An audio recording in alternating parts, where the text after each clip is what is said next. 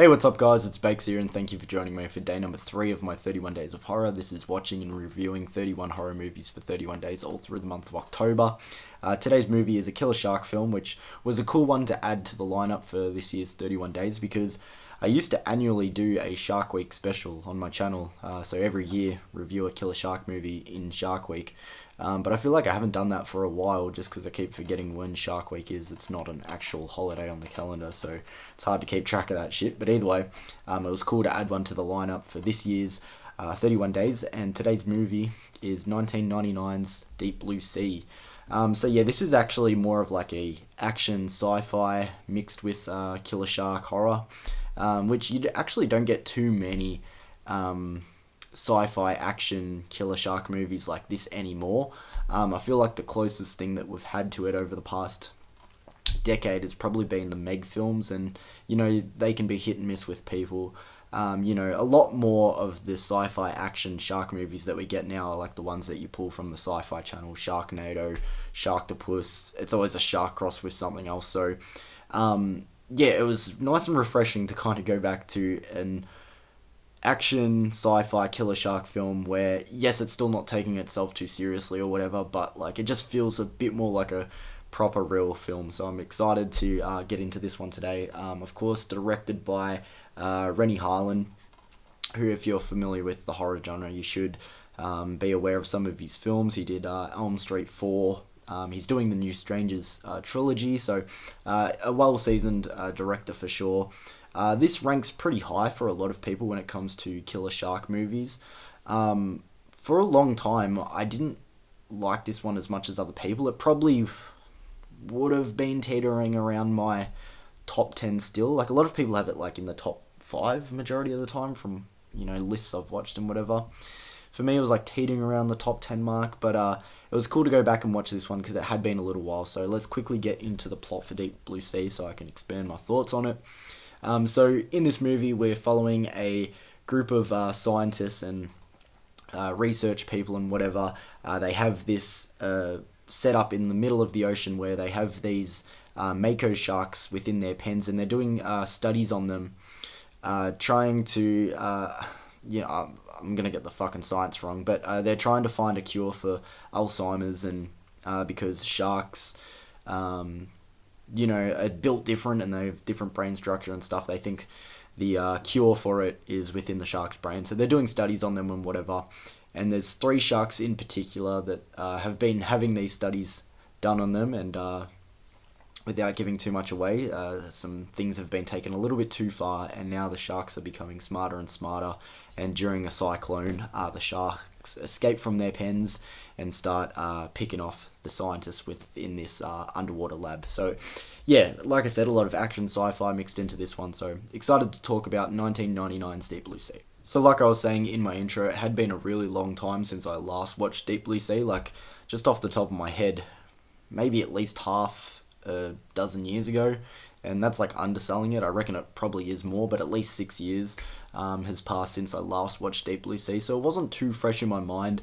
The things that I remembered mostly from this one was, of course, the whole plot point of these mako sharks becoming smarter and adapting quicker and things like that. I remembered this movie having some pretty cool surprise kills.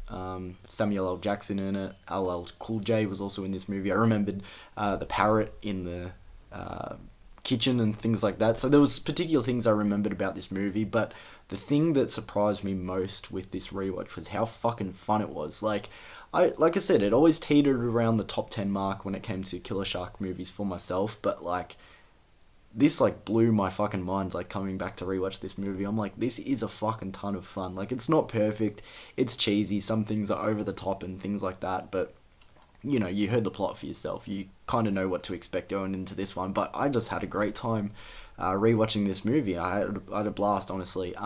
Like I said, a really stacked, fun cast. The cast just feels so 90s, where like I said, you have Samuel L. Jackson, like such a big name actor, and like even the characters that are just floating around the backgrounds or even have smaller bits of dialogue, you just remember their faces, and it's like, oh my gosh, I know that person from somewhere. And like I said, it just feels so 90s.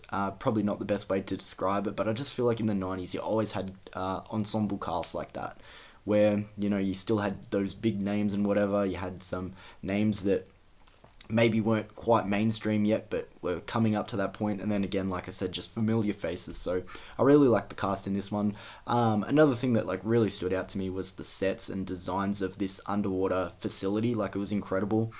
So like I said, the movie's set at like this facility out in the middle of the fucking ocean. Like, no one's around.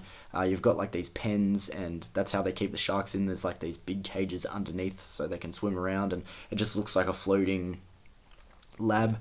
But then inside the main building there's like 3 levels, and there's just so much detail on like mapping out the layout. Like, there was no point in this movie where I'm like confused on what level they're on or how far, you know, they have to go to get to the surface. And just the way that these sets looked, it was really fucking cool. Like, I really dug that as well.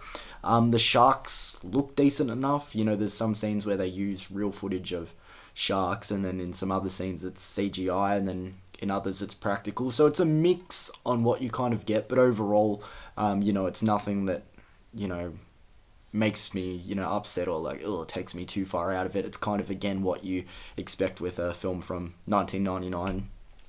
But overall, like, even when the sharks don't look the greatest, it adds to the charm of the movie, so I thought that was pretty cool as well. A lot of ridiculous stuff, like I was saying before, with this being an action sci-fi killer shark movie. There's some things that, you know, you would deem as over-the-top moments for sure. Like a part where our lead is riding a shark, you know, does this underwater flip, which, you know, in underwater, like, it's so hard to move quickly. He does like the quickest backflip underwater and just grabs onto this shark's fin, and he's going. That shit made me fucking laugh out loud. But like, it's got plenty of stuff like that. So if you don't care about that sort of stuff, you know, you'll be satisfied with this movie. It's not going to put you off too much. But I really dug that.